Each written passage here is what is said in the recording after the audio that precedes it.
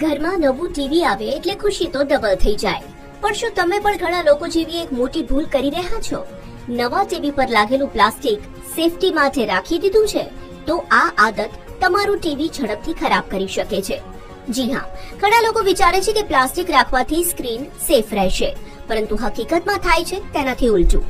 TV જ્યારે ચાલુ હોય છે ત્યારે તે ગરમ થાય છે. આ ગરમી બહાર નીકળે તે માટે ટીવીમાં ખાસ વેન્ટ્સ એટલે કે હવા નીકળવાના રસ્તા આપવામાં આવ્યા હોય છે. પણ જો પ્લાસ્ટિક નહીં ઉતારો તો આ વેન્ટ્સ બ્લોક થઈ જાય છે અને અંદર હીટ જમા થવા લાગે છે.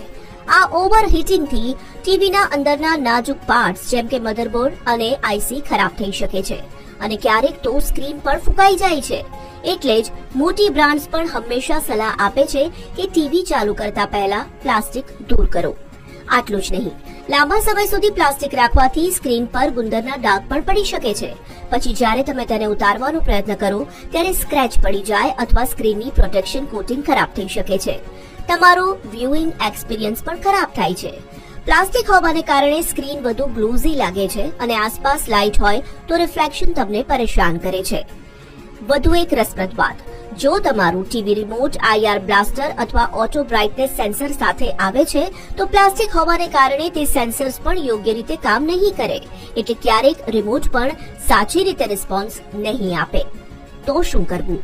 સરળ છે. નવું ટીવી બોક્સમાંથી બહાર કાઢતા જ સૌથી પહેલા પ્રોટેક્ટિવ ફિલ્મ દૂર કરો. આ નાની સાવચેતી તમારા ટીવીની લાઈફ લાંબી રાખશે અને તમને પરફેક્ટ પિક્ચર ક્વોલિટી પણ મળશે. યાદ રાખો, પ્લાસ્ટિક રાખવાથી સુરક્ષા નથી વધતી, નુકસાન જ વધે છે.